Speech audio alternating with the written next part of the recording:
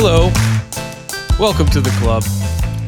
I'm your host Mars, and this is the Upper 90 Club roundtable podcast where five friends tip their caps to the Columbus Tip crew. of the hat. We are now. We're now. I see that the half marathon did not kill Ben. Did not. Almost. We're through the 2024 regular season, guys. We'll cut to the chase and introduce everyone. Ben, say something. Hey, everybody. Wow. Mort, Trey, and Haas are also in attendance. Say hey, guys. My leg hurts. Same. Yep. Here. Yeah, so on this episode, we're going to talk about the Columbus Marathon that was this past weekend. Much success. Because our run club had some good representation there. It's like everything's colliding. This is what it's like. The podcast, Is that a Power Man 5000 reference? Holy crap. I won it in the pod. I'm so happy. I'll be here all night. The run club, the team, it's all just folding back on itself. It's when worlds collide. So we'll talk about that. We are going to review the first of many Red Bull matches that we will have here in October. I gotta think of a snappy episode title for that. And is it okay to say Red Bulls when it's like plural like that though? Red Bulls matches. That's the same. We got to figure that out. Yeah, just we've already deliberated on that in past episodes. We're gonna read the internet. We're going to review our predictions. We are going to hold off on predicting for our next game, which is not until next Tuesday. We're going to do another episode before then where we kind of do the season in review and a few other things as we enter the postseason. But for this episode, we're gonna be looking back at the game and also talk Crew 2.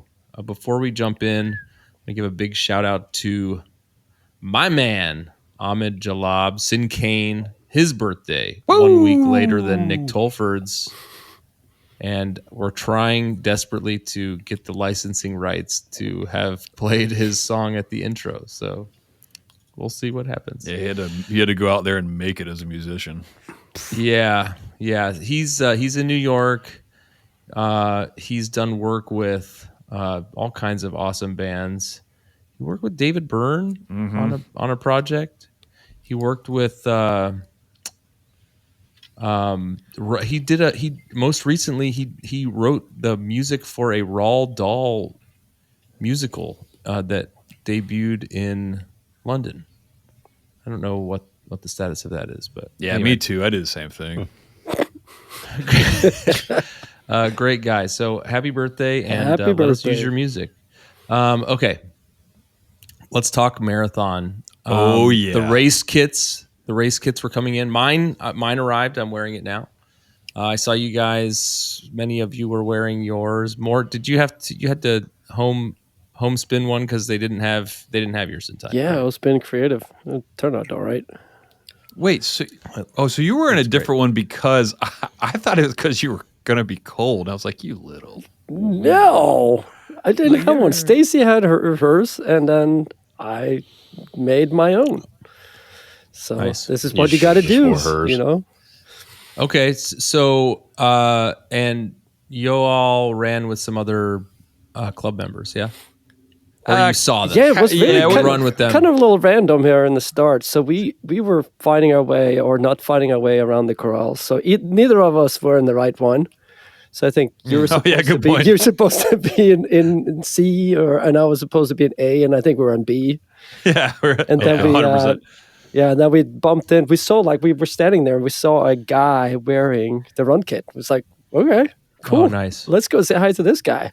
Dude, it was so fun. Yeah, he was wearing it. It was shout out Alan. I think it was him and his wife. He was pacing his wife, and there was like loud music going on, and I said something, and I thought he said like, "Oh, I don't listen to your pod. I'm just in the Run Club." And I was like, "Okay." I was like, "Okay, tight."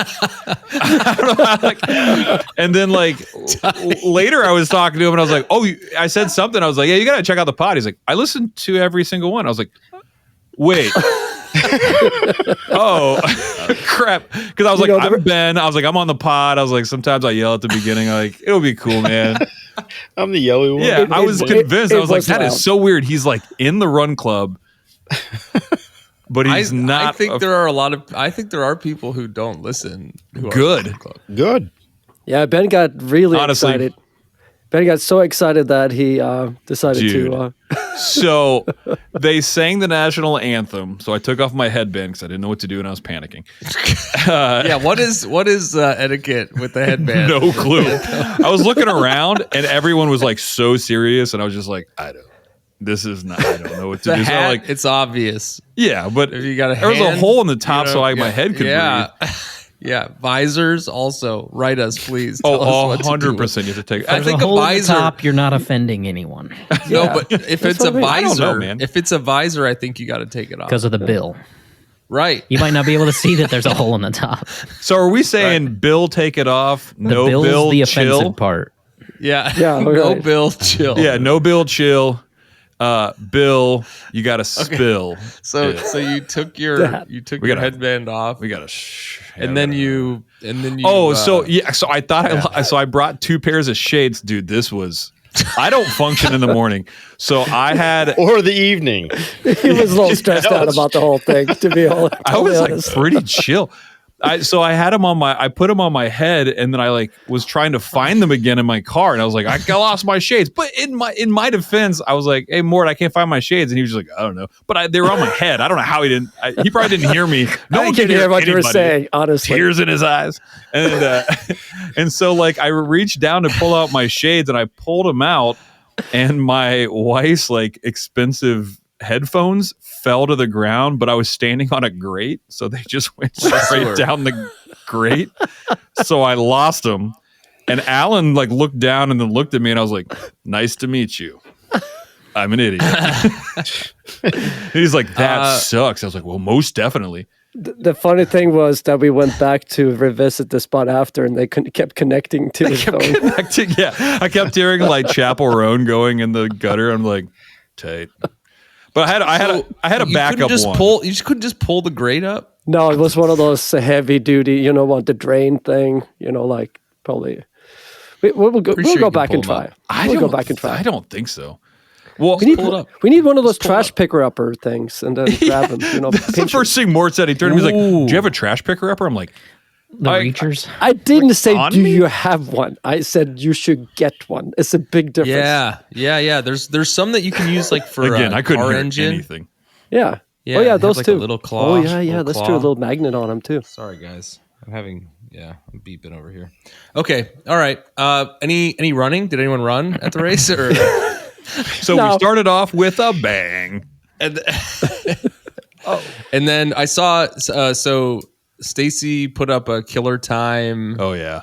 She did a half at what 1:30. Yeah, like a 1:20. 6.5 minute. Yeah, 1:28. She was fast from the start. We just barely got to the parking lot. She ran out on us. So she was like, bye, 100%. see you. I'm going to go with my fast friends. And it was like, okay, cool. Yeah. Well, hold on. Shout out Mort. So 0.91 miles in, my leg pops. And I was like, great. It's the same thing I had pulled 2 weeks ago. And I was like, we pulled over for a second. I was like, dude, just go. I kept doing the thing just go, Mort. You just go. And he's like, I'm not gonna I won't leave you here. I won't leave you. He kept going, I'll probably run ahead. And he just kept saying that and never did. Just literally paced me the entire. So I ran on the outside of my foot, and we averaged 10, 20. 20 or something like that. Yeah, It was fun. just a chill jog, and literally we just talked the entire time. We got some shout outs, some tip of the hats. We saw Ty. Ty was out there. He shouted. Actually, he shouted. He's like, Schreiber. And I turned around and it popped again. And that was a mile 8. I was like, great, cool. Thanks, Ty. But who else did we see? We saw get your tips out. dude, Trey. Trey. Yeah, Trey. I Trey, made it. my man. He had the sign. Mhm. It says tip of the cap. Yeah. Yeah, it was a mistake, but cap. Yeah, it's not. It's How did that was an honest mistake? Yeah, Never heard it before. Well, I saw the sign cap, and I was hat. like, It Well, was- when you ace a base, It's not top of the morning. That was what the one guy in Hey, in that's Chicago. all right. Chicago Yeah. kept saying. He's like, Yeah, he yeah, kept yeah. yelling. He looked at me, he'd be like, top of the morning. And I oh, was and like, you guys saw Sean Gardner playing in one of the street bands? yes. oh, that was funny. I'll have to post. I meant to post that earlier. Yeah, and he ended up like running with me, like And the guitar. and the guitar, and he kept running. He's like, let's see how far this goes out, and it was like, I don't know, 40 or 50 feet, and then it cut out, and he's like, okay, gotta go, and like ran back the other way. But Nice. it was it So- was pretty chill. It was fun. Super good vibes, Also, one more shout out to Nelson, who dude. ran the full marathon Yeah. in 2 hours, 57 minutes, and 50 seconds. He first said it's marathon. his first marathon. That's Yeah. crazy. I mean, oh man, that's insane. And he did the thing that Stacy did, and like as soon as I uploaded, he liked mine and said, "Good job, dude." And I was like, "Nelly, hold on." And I waited. I literally kept refreshing, and finally his number posted, and I was like, "I just feel like such a turd," because he almost finished before me.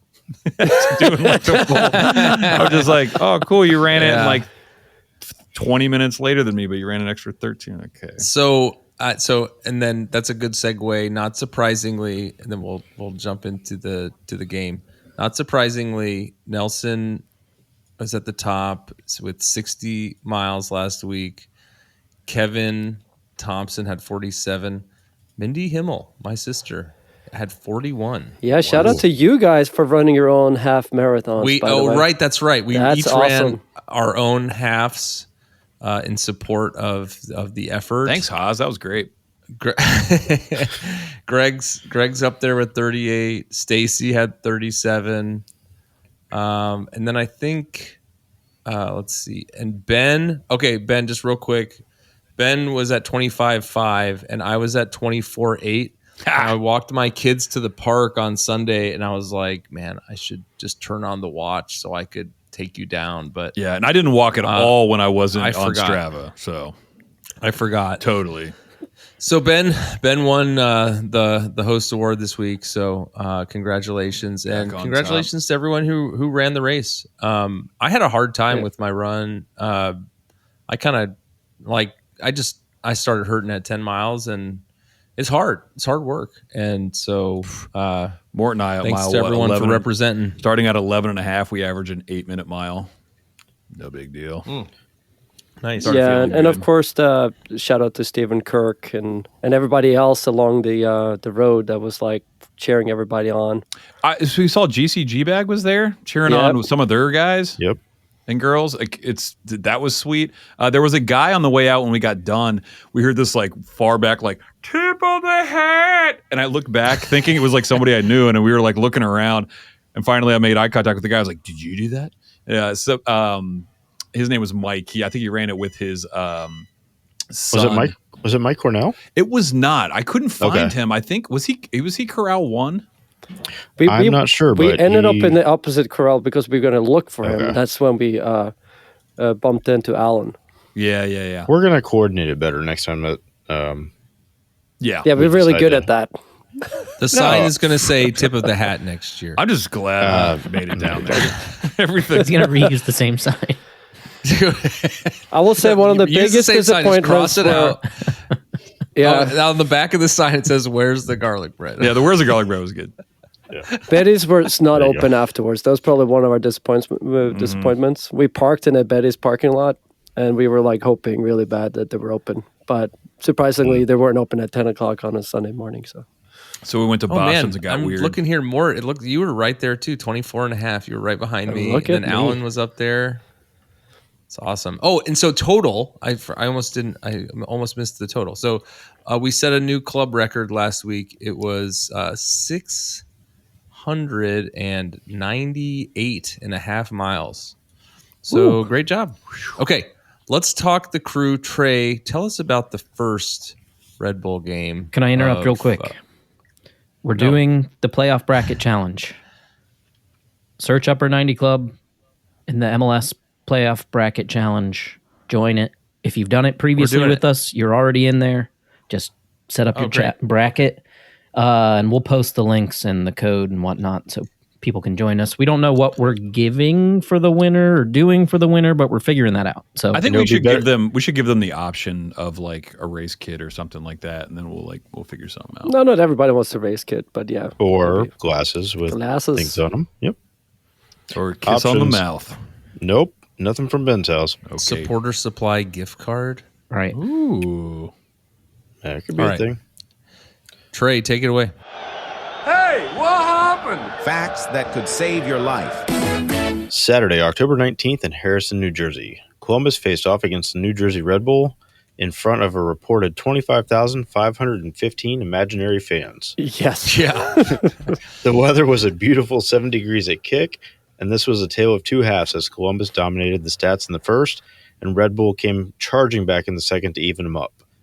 Columbus still maintained an overall advantage in many categories, including overall possession with the 70-30 advantage. Wow. Total shots, accurate passes, accurate long ball, saves, duels won, and the stat that is more imaginary than the 24,000 Red Bull fans that were in attendance, XG, where Red Bull held the advantage of 2.14 to the crew's 1.69. Nice. What does it mean? We scored more, though, right? Yeah, Okay. It makes no sense. Haas, give us the lineups. You know, I bet Sasha Kleshtin would rather win on expected goals. Crew started with AZ, Cucho, and Shambo up top. Arfston, Durjo, Matan, and Herrera across the middle. Amundsen, Camacho, Chaberco in the back, and Hagen in goal. Notable people on the bench: Schulte, Nagby, Rossi. Quite a bit of rotation for the squad for this one. Yeah. It's a pretty impressive bench. Just as you're rattling those off, it's like the E contingent. We have the Schulte, the Rossi, Nagby, and then and then you so eloquently put the O contingent. Did you say Jaxo or did you said AZ? Jaxo, Shambo, Cucho, Durjo, Dujo, Camacho. I'm trying to figure out Amoso. No, Malty. He's in the E contingent. He's his own. Yeah, he's his own thing. All right. Or he's in the East. Okay. Side question. Sorry. Question, but don't answer. Is AZ better in the 9 role compared to the 6 they had previously used? More creative, less restriction up top? Second minute, Haas. Goal for AZ. Crew possesses for the opening minutes as Red Bull try and press high. Ball goes down the left side to Arfston, who plays a give and go with Cucho. Arfston plays a through ball to Matan, who moves towards the corner and then cuts back, drops a pass back to Cucho on the wing. Cucho gets on the ball, gets his head up, crosses the ball into the box where AZ has found space between 3 Red Bull defenders, heads the ball down past Coronel, Crew up 1-0. Yeah, shout out to their goalkeeper. He probably should have saved that. Yeah. Speaking of that, 14th minute, Haas. Goal for Chaberco. The Crew are working the ball around the field in possession. Chaberco ends up passing to Shambo, and he brings the ball down down the right wing. He cuts to the middle of the field, passes out to the left side to AZ. He passes to Arfston, who gives it right back to him. He passes to Durjo. He gives it right back to him. Repeat with Matan, only this time AZ gets the ball. As he gets the ball, he spots Chaberco making a run in behind the Red Bull defense. Into the box, he slots a pass through to him perfectly. Chaberco takes one touch with his left, moves toward the edge of the 6-yard box, and shoots low and driven with his left. Bounces off the outstretched arms of Coronel and into the net. 0-2 Crew. That's Nancy ball right there. I think they said it was 18 passes. They were posting something like the video of all the passes leading up to that goal, and you have your back running in the final run and scoring. Yeah, the way AZ took that ball at the top, like let it play through, and then slotted that ball in was nice. Haas, did you say AZ he took the ball? I'm sorry, as he took the ball? Is that what happened? I don't know. Reading's hard. Dude, tell me about it. Yeah, so is goalkeeping, apparently. Yeah. He missed that one and bigly. All right. 35th minute, Derek Jones picks up a yellow card for the assault on Edelman. Wait, was that the one I was talking about in the 29th minute? No, there was nothing in the 29th minute. I went back and looked. Okay, because the 29th minute, they had a play-on situation, and Joe absolutely studs up, takes somebody out. That was like, it's in the highlights if you want to go watch it again, because I think it was one of those ones that might have hit off the post or something like that. It was like one of their good chances, which is maybe why the ref thought, but like we got away with one. Let's just leave it at that. 45th minute, Max Arfson picks up the yellow as he tackles the Red Bull player from behind. And the Crew goes into halftime up 2-0. Coming out of half, Columbus brings on Jason Sideshow Rowe for Derek Jones. And then in the 47th minute, Malte Amundsen with the yellow card for a clumsy tackle on Don Core. Because he looks like Sideshow Bob with the hair. Yeah, no, Sideshow is actually kind of a tight nickname. 61st minute, Crew with 2 changes. Ramirez is brought in for AZ, and Diego comes in for Cucho. Unfortunately for Diego, Cucho did not exit the field quickly enough, and Diego had to wait an additional minute before being allowed to enter the match in the 62nd minute. That was not C-ball. I'm not sure if it was a time thing. The broadcast said that they asked him to exit the opposite side of the field, and he refused because he has to exit quickly, which is the rule. But he took off his armband and gave it to somebody, so he was arguing when he came off, like, "Hey, I'm just trying to give my armband to somebody," and they didn't care. Gave it to Zawadzki, right? Bizarre. They took him off. I don't know why. He wasn't happy. So, 78th minute. Haas, tell us about it. Goal for Forsberg. Arfson gets taken out as he is moving with the ball towards the Red Bull box, and Edelman ends up with the ball. He passes to Donkor, who plays a long ball on the ground, forward toward the center circle to Forsberg. He knocks the ball around Chaberko to Morgan on the left side. Morgan spots Forsberg's run, plays a square ball to him. He gathers in the semicircle, goes into the box, fakes out Amundsen and Zawadzki with a cut, gets the ball on his left foot, and rips it past Hagen. 1-2. He was on a solo mission this game. All by himself. Yeah. To leave his wife. Proceed. 80th minute. DeJuan Jones comes in for Max Arfston. And in the 87th minute, Haas, tell us about Camacho doing his best Glenn Hughes impression. Morgan plays across in that takes a slight deflection. While the ball is up in the air, Camacho and Manuel are fighting for position, and Camacho pulls him down in the box. PK is immediately called. Forsberg grabs it, takes the ball to the PK spot, shoots low to the right corner of the net as Hagen goes the other direction. 2-2. Put your hand upon my hip. When I dip, you dip, we dip.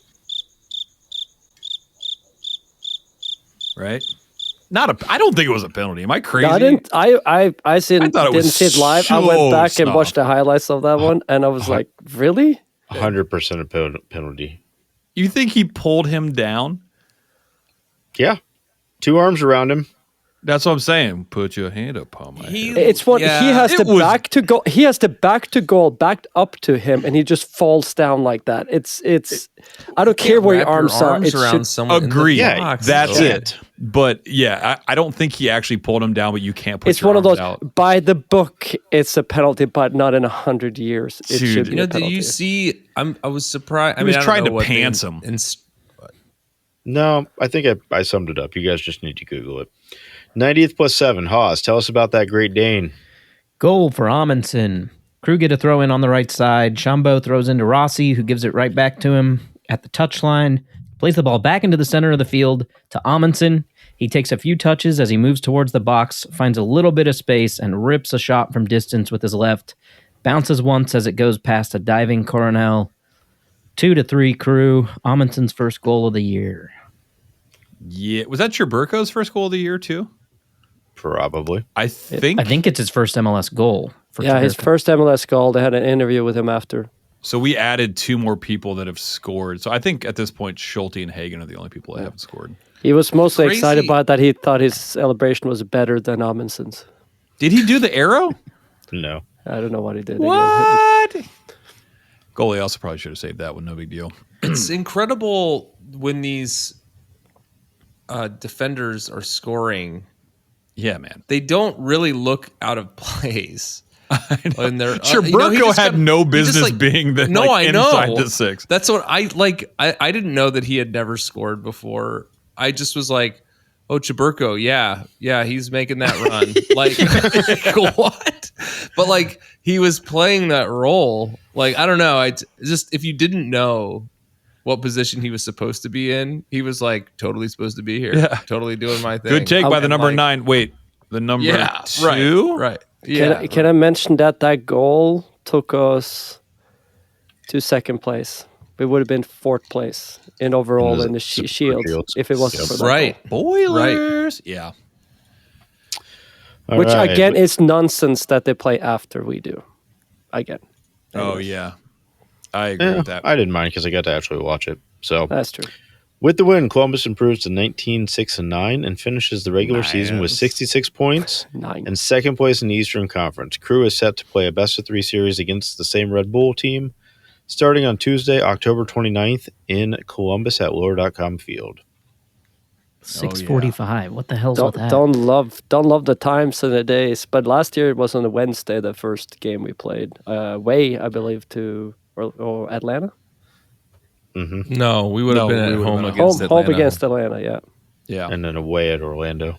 Just another Tuesday, Sunday, Tuesday. We played 3. We had a crazy playoff run.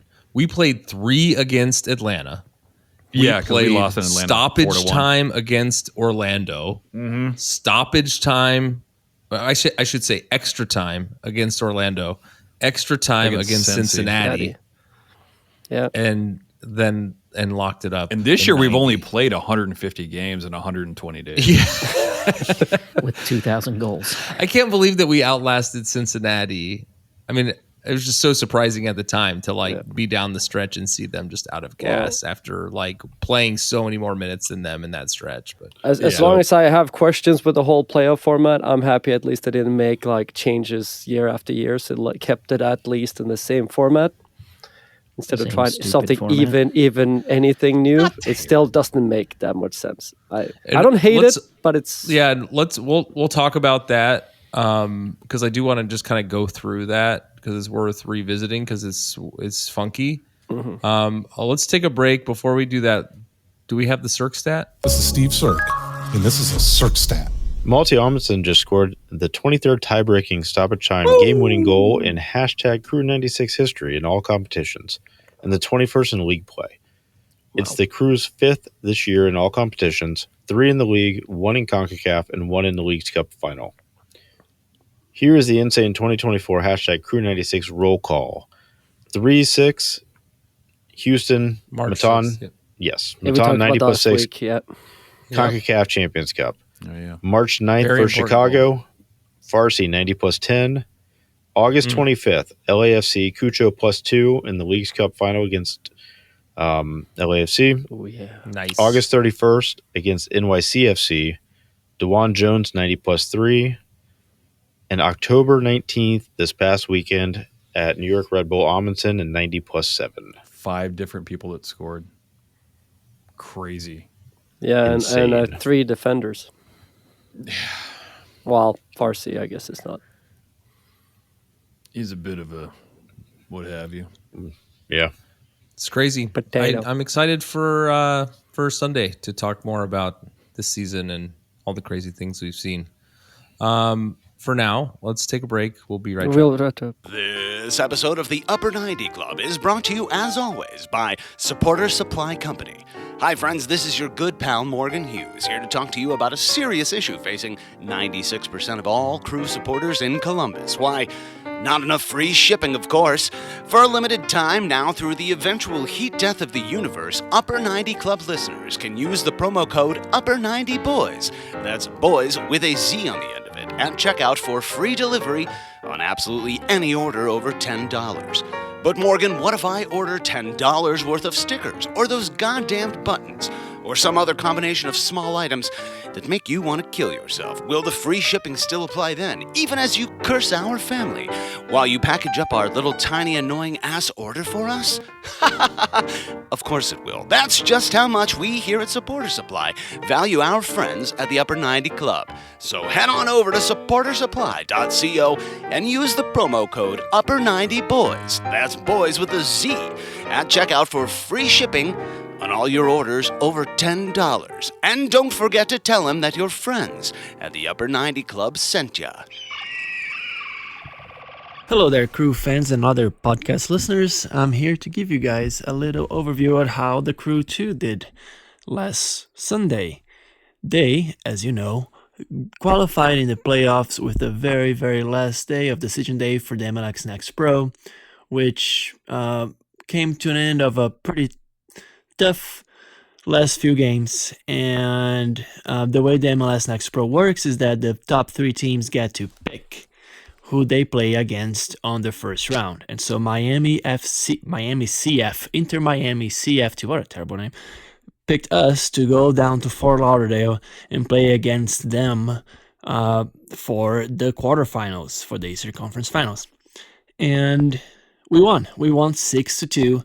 It actually broke a record for most goals scored by a team on a playoff for the MLX Next Pro, a record that I think could stay true for a while, especially considering that it was an away game for us. From the very beginning, the Cappies looked very good. The passing was sharp. They looked in tune. They looked like very dangerous from the start. And of course, none other than Chase Adams scored the first goal for us. He continues to be great. And I think I'm just a huge fan, and he continues to develop. He continues to be great. The second goal came from Jaden Da, who was a first round pick for the first team this season from Duquesne University. And then we had more goals by Chris Rogers. I think he was credited as a own goal, but I credit Chris Rogers for it also on the first half. And Adu Giumphi, who was also an academy product, scored in the 58th minute, and then at the very end of the game, and then after the 90th minute, Anthony Alawe, who is also an academic product, scored, and Gibran Rayo scored as well, and in the game 6-2. The Cappies played great. I think that they found their form. Another two good things that happened is that we saw Chris Person and Ibrahim Essai, who had been hurt, come back and play significant minutes, and Amezian Sid Mohand, who is the newest signing for the Crew 2, well, if you don't consider Abubakar Keita, also played and got an assist, which was great. The one bad news is that another one of my favorite players and a huge prospect, Owen Presses, got hurt. I might have been a head injury, a concussion of some sort, or maybe he broke his nose in the first half, so hopefully he'll be okay. On the second round of the playoffs, whoever, either Philadelphia or Chicago, gets to pick who they play against, and so I think Philadelphia picks first, and they could pick us, and if not, we'll play Chicago. Both of those games would be away because they were seated higher than we would be. I wanted to say that the Capi Brava hosted a watch party, and at 7th Sun, we'll be looking to do it again for the semifinal game, and hope to see everyone there. All right, thank you very much. Okay, we're back. That was impressive. Hey, so that was a banger game. Eat it, Pippa. Yeah. Right? Why was it so empty there? I mean, I guess, Miami, they don't have real fans. No. Flordeck was pointing out that you can hear him chant in a chair in the replays of the goals. I think he had like his own seat or something. I don't know. There were so many pictures. I was like, man. Dude, shout out that dude. That dude is shout out to Flordeck. Yeah. He's a baller, man. And a runner. And he did the thing that I so famously did. The costume on the costume, the banana kit, and the banana and the kit, and you got to stack your costumes, people. I don't know. Halloween is nigh. What, it was the the supporter supply Crew 2 like Cappy. SpongeBob jersey. SpongeBob. Yep. Yeah, and then he traded jerseys with Adams, one of the scorers. Yeah, Chase. Dude, Chase is a baller. It's what, 16-year-old? Yeah. Is he really? Yeah. Yeah, he's young. And he signed officially, and he got called up to the U17s. It's exciting to have him on the academy. And I watched most of the game. Taha was also on one. He played the ball through, I think it was Da. Was nasty. He was just owning it. I mean, 6 goals? Get out of here, man. Yeah. That's the crazy part about the MLS Next Pro? No, but the they're 3 points separated like first from 7th or something like that. Yeah. So they're all like pretty even teams. And So Cincinnati lost, so that's good. Yeah, since he's out. So the next round, I'm sure he talked about it, but we play Philly at Philly, which is going to be probably the hardest.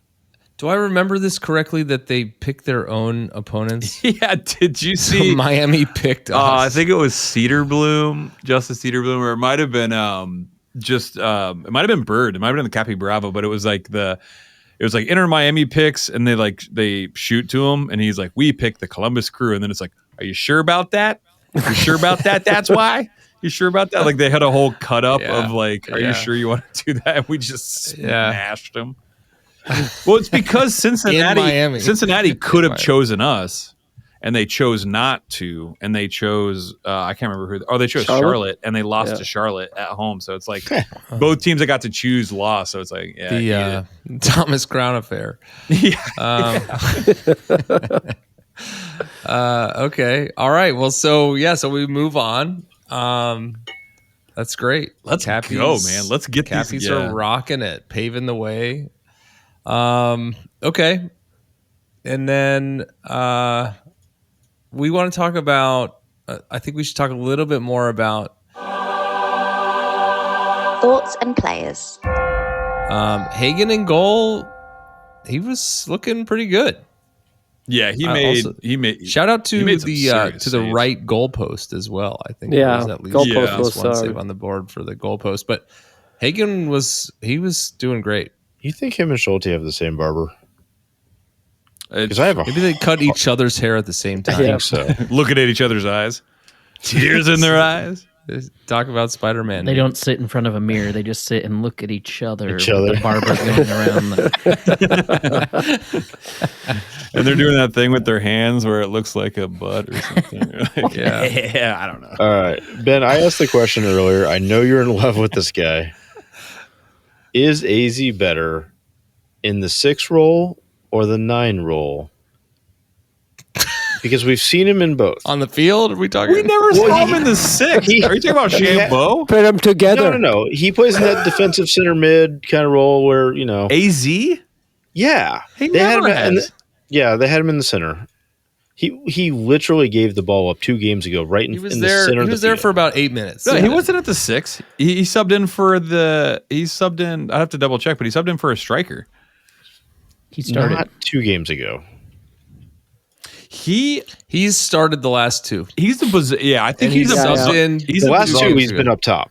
Not arguing that. I'm saying when you remember what game was it? He got yanked off in 8 minutes. Yeah. So clearly didn't do very. Also phrasing. So is he better in the 9 role up top where he has more creativity and less restrictions? He's not being held back if he's on top. Man, you're asking me some questions. So I actually think he might have gone above Russell Rowe. Sideshow. I think you put him in for chaos ball. So if we play our normal 3 up top and he comes in. So he's just up there going to town. Oh, 100%, baby girl. Okay. Also, Sideshow is such a good nickname. Okay, go ahead. I think we have some cards to give out. based on, I mean, getting yanked in 8 minutes. Okay. Versus the last 2 games, he's clearly better playing up top. He's performing better for the Crew, at least, playing up top. He's great at being like a false 9, but the problem is Cucho also, I feel like, is also better as a false 9. So I don't know how those two fit together. I was happy with AZ's performance in this, and you saw Cucho drift a little bit further wide. That's what he was like less. AZ scores within 2 minutes, and he just keeps going though. Yeah, which is great. I mean, that you shot want to see he had a few minutes later was pretty bad, but Matan made it confusing by ducking the shot. Oh man, if that would have went in, that would have been. Did Matan really need to duck? Yeah, he did. I think he could have headed it in though on the opposite side of the net. Yeah.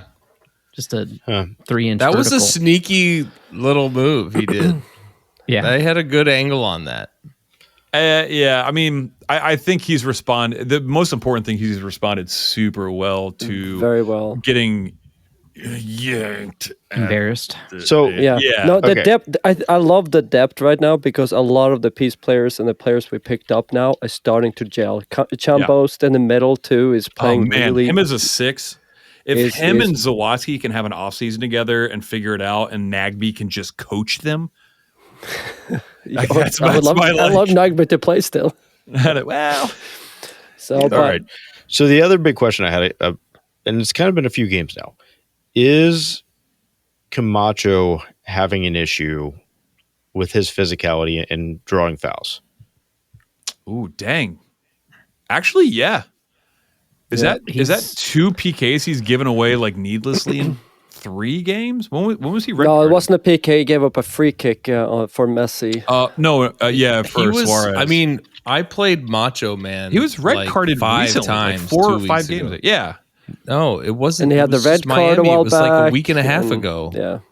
It's October 2nd. There's no way to find out. I know when it was because I was driving 18 of the 24 hours that day. I mean, come on, something is. I mean, he's old, right? Mid-30s for a soccer player. Let's right, okay. Not old in general, but he's young. He's young. He's a young man. He seemed slow. I don't know what the deal is. Something's off.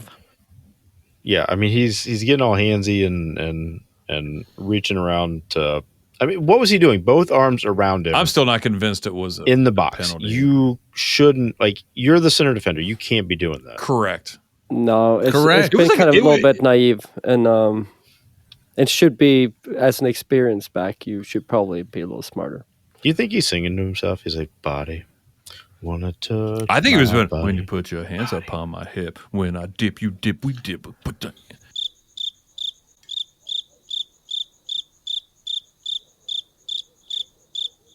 Am I the only? That's such a good. Can we cricket you? No, on that. I'm pitchy. You're not even singing. They don't really sing. It's a rap song. It's like a late '90s rap song. Put your hand upon my hip. Yeah, it doesn't get better if you're repeating it. Yeah, I'll write down crickets. Crickets it or just right here. This is Camacho. That's what he's doing. Oh, Glenn Hughes. This was your reference earlier. I was like, should I know who Glenn Hughes is? Trey is currently showing us the Village People. Macho Apparently, man. Glenn Hughes is one. Apparently, of the Trey people. knows the actual names of the Village People. So for everyone, including me, who did not know, what's the timestamp on that? That's crickets. When he said Glenn Hughes earlier, I was like, I should ask. Who knew that? I don't want to make. Who knew that Trey and Trump listened to the same music, though? No, I said he did his best Glenn Hughes impression, dancing in the club. 2 hands around him. Yeah, but does anyone know more than 2 Village People songs? Yeah, YMCA. Body, wanna touch my body? No one knows the second one. That's a made-up song. You've never heard that one? No, dude. No. Not only have I not heard it. No one has heard it. The Village People are the fastball of the 70s. You have it side. So for the listener, Mars is holding up a signed fastball poster for all the viewers out there. And hey, we won't get back into fastball. All I was saying my point is they only have 2 songs. And if you mention another song, no one knows it. If Camacho was in YMCA singing the Macho Man song, he would be wearing leather and jeans. And I'm not hating on the Village people. I like the Village people. We have got They're to move wonderful. on this. Yes. The reality is, I think that Shambo and Zawadzki are the new pivots 6. I want to talk about, Zawadzki being back. Yeah, Zawadzki being back. I didn't know he was gonna play. Right? I mean, he was on the bench and he subbed on. Yes. Yeah. He didn't. I saw him give up the ball a couple times. He just needs to get back in rhythm. But I think in the offseason, I feel a lot better with, saying, oh, Camacho's, kind of aging out. Nagby might be aging out. We have the people that we have scouted and brought in. I'm hoping it's Issa Talla brought him in. Then I feel a lot better. If Farsi were to leave, like Herrera's playing really well. Like we have identified the right people.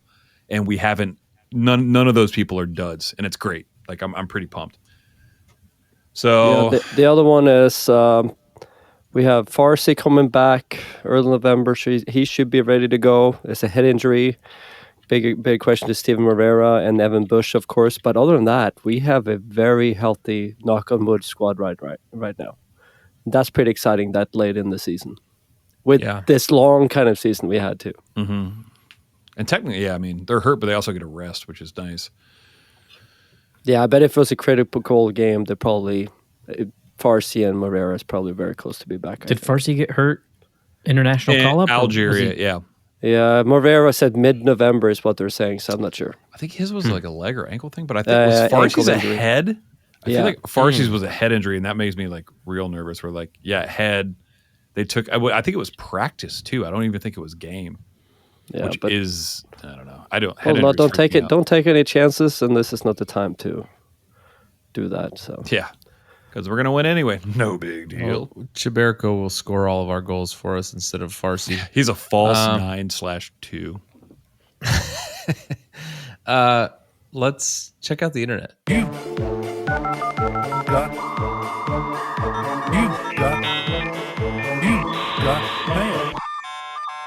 Okay, so Arfston, we saw he got his contract renewed. Yeah, so Columbus Crew signed, he's now 23, to a multi-year contract through the 2027 season with a club option for 2028, which I think is massive. The way that he's obviously been playing this year. I haven't seen any dollars on what they're going to pay him. Did you say we locked him up till 2028? Why did I not see that? We have a club option through 2028, and that's huge. So I think I assuming that we're putting some money his way because he's definitely earned it this year. It's 100% a contract that we plan on getting bought out for and making a ton of money. Yeah, and people have been talking about they don't really have a category for this, and I think we're going to talk about this next week. But people say he's one of the breakout players of this season for sure in the league. Yeah, I'm surprised he wasn't nominated for newcomer of the year. We'll talk about that next pod, but it seems like that was a no-brainer. He's not a newcomer. That's why. Yeah. So how many years has he been here for? Yeah, a couple of years. So not a newcomer. So that's why. Yeah, it's like if they had. It's like not rookie of the year. I don't know. Right? What? It's like when you're. If I didn't use the crickets already. When you didn't do great in your first year, but you're also not MVP caliber. Well, we were talking about Suarez being like newcomer of the year. That guy's like 108 years old. But it's his first year in the MLS. Yeah. So then I hope he wins it. I really do. Yeah. It's just a slap in the face. Yeah. Yeah. He eats people. Okay, so we should talk about that. That's a problem. We should talk about decision day. I thought it was pretty cool to see all the movement that happened. I mean, going into it, I wasn't actually that excited. It was just like, I hope LA loses because I'm kind of on the fence on whether we play Red Bull, one more time or.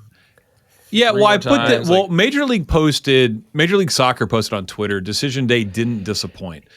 And they had a video of the LAFC fans watching after they won 3-1 against San Jose. Well, so just real quick, in case you didn't know, set the stage that Galaxy has been doing really well for the last several weeks. Yeah. They're basically a shoe-in to win the West. But then LAFC has been winning their last 5 games, catching up to them. So not only was LA Galaxy fighting to jump us, right? Like through our lens, we were like retain the position above us. Actually, right? Yeah. Right. They was theirs to lose. If they would have drawn their game, they would have been above us, even though we won on the table. Right. And so, but then there was all this drama out west where, this is where it picks back up, Ben. The LAFC and LA Galaxy were very close. And so there was all this real time, kind of reminded me of the Queen's Park Rangers Man City game. That's what I was. That's crazy. Don't go there. Don't trigger me. That's what I remember. That I forgot we have Manchester United fans on here. But I remember that so vividly. Yeah. Aguero! Dude. Sir Alex Ferguson. Alex Ferguson would have retired had Aguero not scored there. That's exactly. Yeah. So but jumping back to LA, they had 2 games. LA Galaxy were in Houston. Correct. And LAFC were at home against San Jose. Hosting San Jose, who is a high school team. Yeah, they're basically. I mean, they got the wooden spoon. They've lost they did take the lead. Yeah, for a few minutes. They did. Okay, so go ahead, Ben. I'm sorry to interrupt. I wanted to add a little context. Well, yeah, it was more than just it was more than just the the LA rival. If LA lost, or Galaxy, I'm sorry, we would take second and we would have home field advantage if we go all the way to the MLS Cup. On top of that, if Galaxy, I think, tied or won, they would win the West. Yeah. And yes. So, you have your late night Houston, they're playing at Houston, and they showed the video of the LAFC fans watching the extra time. And in extra time, LA got a penalty kick in 90+3. Galaxy. Yeah, I'm sorry. I keep saying LA. Sorry. So yeah, Galaxy get a penalty kick, tie it 1-1, and then 90+7. So you see everyone in LA, FC land, watching the PK go in stoppage time. Yeah. And watch themselves drop to second in the West. Yes. So they're like, dang, up, but they didn't leave. They still show the cameras on them. And then, in the 90+7, Houston ends up winning the game on a flick on header. That's a beautiful goal. Oh, that wasn't even a flick on header. That was a cross to a, that was really good. Banger. Yeah, it'd be akin to, it was basically identical to Amundsen scoring because it was their either center back or one of their fullbacks or something like that. No business being in the box, throwing everybody forward. So Houston ends up beating Galaxy. LAFC top and win the West, and it in effect basically our Columbus Crew gets second in the league. But the reason why we bring this up is that before I kept hearing all these podcasts and all these pundits saying, decision day just isn't it. It's a bummer. It's not great. How we do things, it's not having the desired effect. But I would argue that it was every decision day since we started having the playoff and all that stuff. And I mean, in our East, DC, Atlanta, Montreal, Philly, we're all in it. If they would have won, DC lost. If they would have won, they would have been in the playoffs. They lost. And it was still a lot of change up. By the way, do you want to know another thing about that LA, what split them? They have the same number of wins, same number of ties, and same number of losses. If LAFC had won 2-1, they would have swapped. That's how close they were. They had a goal differential by one goal. That one goal, we have one goal better, but LA Galaxy has more goals scored. So if they had won 2-1, Galaxy would still have been above it. That's how tight it was. It's insane. Man. So, and this could really matter. I mean, down the wire for all the teams involved, even ourselves, if we go that deep, right? It completely flips the bracket in the West. Yeah. Right. So everyone who Galaxy would have played, FC is going to play, and vice versa. And whoever's having the hot hand or whatever, like, yeah, those teams are just playing the opposite side of the West bracket. Yeah, and Supporter Shield flips, and we have home field advantage. So Ben, we have home field advantage as long as we make it out of the East. If we make it to we get home field advantage unless we play Miami. Yeah, and if we make it to MLS Cup, we host. So just to clarify, what you're saying is there was the talking heads of MLS that were saying it's not what it is, or it's not what it used to be. I doubt that they ever said that. They said it's fantastic. They would never see such a thing. Sasha Question said that decision day is I was going to say, this is one of the best thing ever. Most important day of any. This is one of these American things that is, to me, it's just really cool. I'm torn on whether or not everybody should play at the same time, though. But like, isn't this what they do every week? Question number one. And question number two is like, do they not do this in Premier League? We're talking about that. No, they don't do it. Premier League all play at the same time last round. Now here's the different things. So in regular season, nobody's thinking about what anybody doing in the East, except for this is the one time that could actually matter quite a bit. Well, and so the Premier League does it, but theirs only matters for the top 2 teams and the bottom 3 teams, like Pro Rel and the champion. Where it matters, Europa League. You know, if you play Champions League spots, there's quite a bit. It's very similar. Yeah. Point taken. But for us, it's setting the stage for the postseason. Correct. You know, you're getting teams that are going from 1 to 4, or not 1 to 4, but completely flipping the bracket on its head. Yeah. And your path is completely different. Isn't the Premier League all in one time zone? Yes. Yeah. So they all play at the same time. If you're into that. I'm just saying.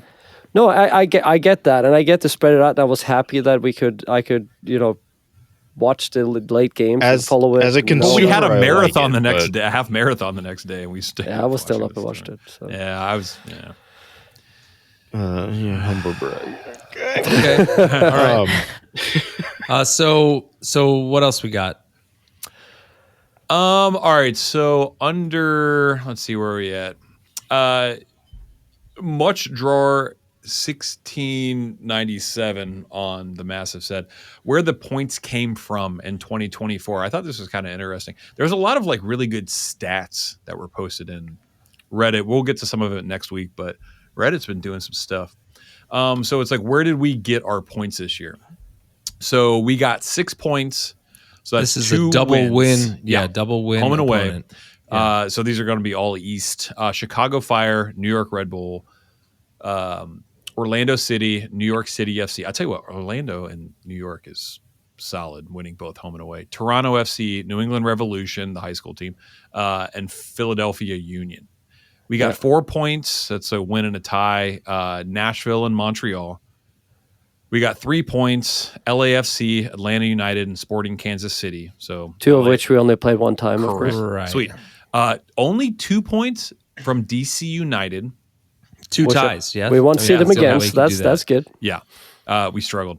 1 point from Minnesota United, Charlotte, Real Salt Lake, Portland Timbers, and FC Cincinnati. So we only Minnesota's a West team. Yeah, Charlotte was the beauty cam.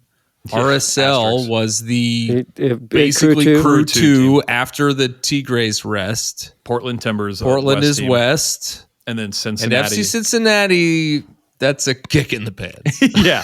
And what's even worse is we got 0 points from Inter Miami and the Seattle Sounders. So Sounders, that one game. Let's not. Yeah. So one game against the Sounders with the extra goalkeeper. Yeah, which is asterisk. But the 0 against Inter Miami, if it's disappointing, but if anything, it's let's get our points now. Sets up the storyline, right? If we face them in the postseason, we can win that. I'd say it's relatively. It's interesting because I was looking down and I was like, all right, well, we won home and away, we won all these games, we've had a great season, but like looking at, all right, we played Cincy home and away and we got 1 point, and that's a team I always want to beat, and the other team I cannot stand or have a trouble swallowing is Inter Miami, and we got 0. So the Miami thing, though, remember the first game was in Miami, was a smash and grab. They got a couple goals. Yeah. Well, yeah, that game in Miami was ridiculous. But they didn't have Messi didn't play. It was a weird. It was a weird we game. Should have. If I remember correctly, we should have won that game. Statistically, it was just we just happened to not score more goals. The home game was a circus, Macho Man. Yeah, red card circus game, and we just lost that game. But if we get those 6 points and they lose that 6 points, it's a totally different. It's just those are the games we have to capitalize on. And again, I just thought that, to your point, I think that was almost the difference. No, it's a little bit more than that, I guess. Well, if you subtract 6 from them and add 6 from us, I don't know how to do math. So so they had 70. They had 76 points, right? So they also set a record, and we had 66, right? Yep. Right. So if we add 6 to ours and take 6 from them, we get Supporters Shield. Both of the Miami games were on Wednesdays between Saturday matches as well. Yeah, I get. Yeah. I just seeing where we got our points, how we got our points. It's we dominate a lot of teams, but looking at 1 point Cincy, 0 points Miami is I mean, we can asterisk all we want, but it's just was kind of frustrating. No, I think you put it in context of what we played through in terms of all of the different, CCC and Campeones Cup and you name it. All the extra games we played.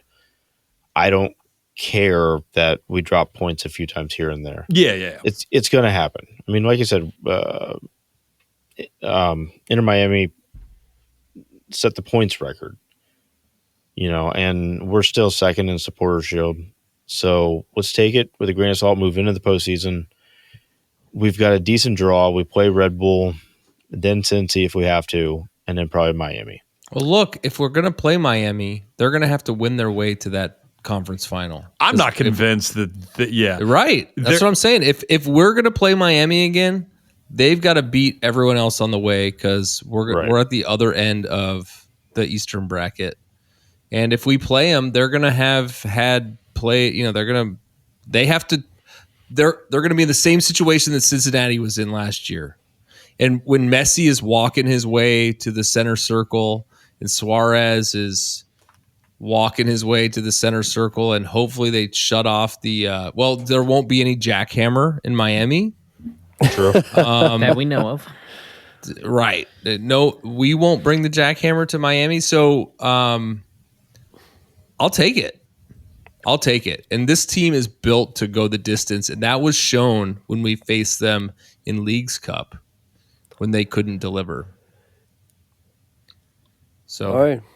Okay. And the rotation and the depth of the team shown in recent games, I mean, just it feels like we've got. Well, I will say we should have it.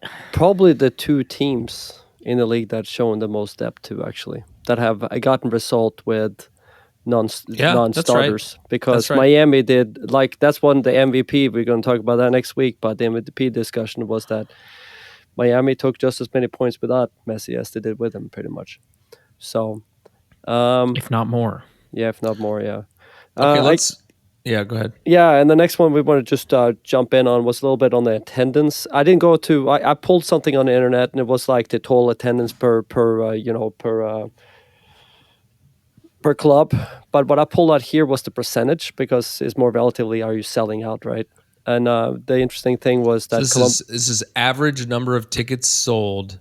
Yes. Compared to the number capacity. Of seats. Yeah. Public capacity. So what we're looking at here is Columbus have an average of 20,658, which is 102.6%, which is pretty impressive. I will note that, so we did see already that we had a sellout season. So we had every home game in MLS was a sellout, technically. The interesting thing is the only ones ahead of us is Sporting Kansas City, was 21,193. Well, the interesting thing there is, of course, the fact that their stadium takes 18,000, and they played at Arrowhead against for the Messi game. So obviously that spread out the numbers, because Kansas City was, if you take that 70,000 and spread it out, that's probably 2 more games. Yeah, they had horrible attendance at home. Games. They were not good this year. So terrible. Okay. Well, so Columbus is number one. That's what we. Yes. Unless, of course, we want to play a game at the Horseshoe or something. Are you playing a game with your wife? Yeah. What's going on there? You're going to be okay. If the listeners hear the beeping, it's just my blood sugar is like. No, right you're playing your below where it's supposed Switch. to be. That's what's going on. No. You're playing like. No, we've got to have another. So diabetes type 1 is like 1 in 1,000. I don't think we have 1,000 listeners. I'm probably the only type 1 diabetic on this piece. Hey, I'll tell you what. So email us at upper90clubpodcast@gmail.com and tell me you have diabetes. All emails are HIPAA compliant. Don't worry. Yep. We're going to give you a big shout out. Don't forget your social. Yeah. There are going to be tears in your eyes. Tell us your social security number. Tell us if you have a security system at your house where the cameras are. Okay, so seriously. It's another joke from break. So what I was trying to say before my medical device interrupted me again, the Switch, was we are number one. We are the French fry team of the league. No fries. Shutting down McDonald's, shooting videos, selling out Bigly. I brought back Bigly. I used the word Bigly today in front of my kids, and they all laughed at me and said, "That's not a word." Arnold Palmer's got a huge Bigly. He's a man. Okay, so congratulations to us. Yeah, we are the number one fan base, and congratulations to the Lamar Hunt family dynasty, who managed to game this statistic and jump us for Jaime Ojeda's Twitter post. Let's get into our prediction standings. We're not going to do predictions for this game because we're going to be recording again before the game next Tuesday. But we also just another quick reminder, and thanks Haas for mentioning it earlier because I don't think anyone's actually hearing this part of the show.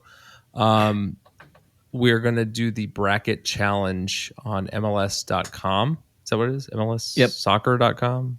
Something like that. Yeah, something like that. I can tweet Blue Sky. We're going to tweet it. We're going to tweet it.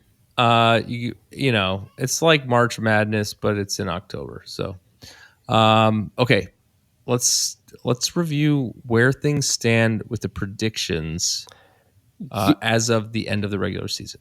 Yeah, so the interesting thing last week was that everybody started picking up on the fact that I think Columbus Crew have scored 3 goals probably 5 or 6 times this season.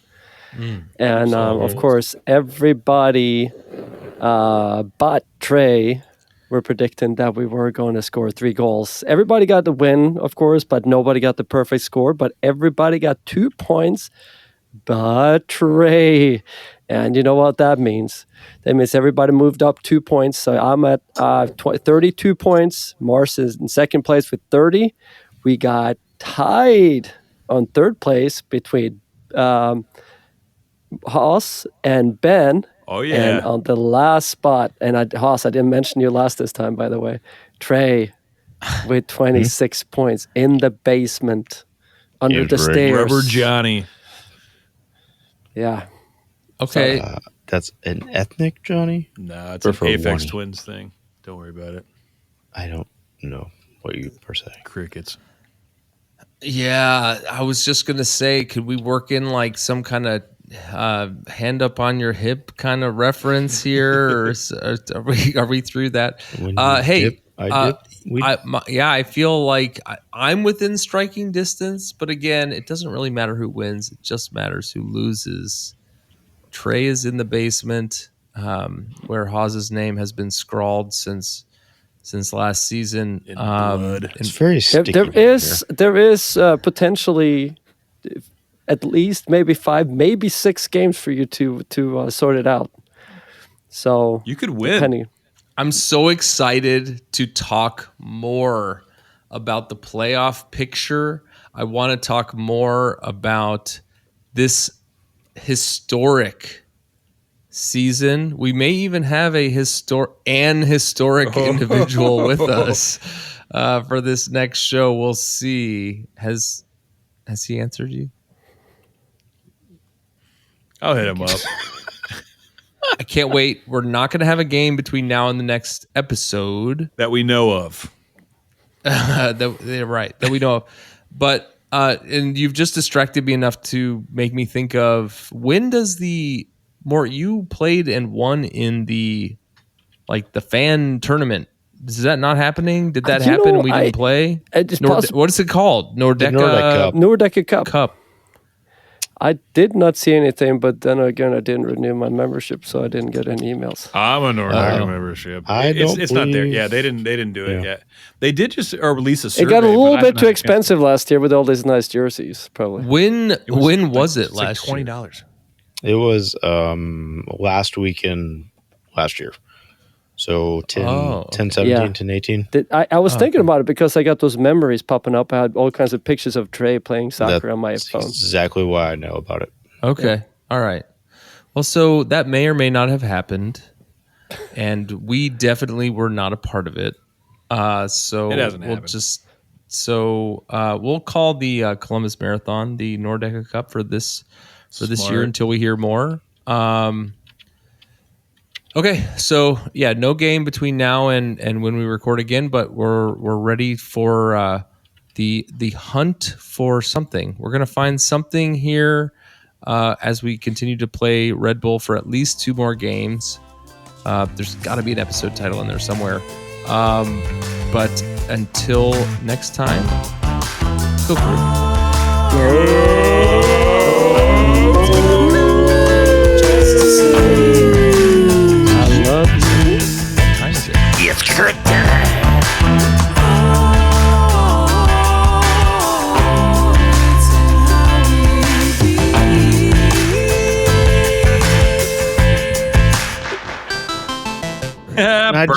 I just couldn't think of the name of it.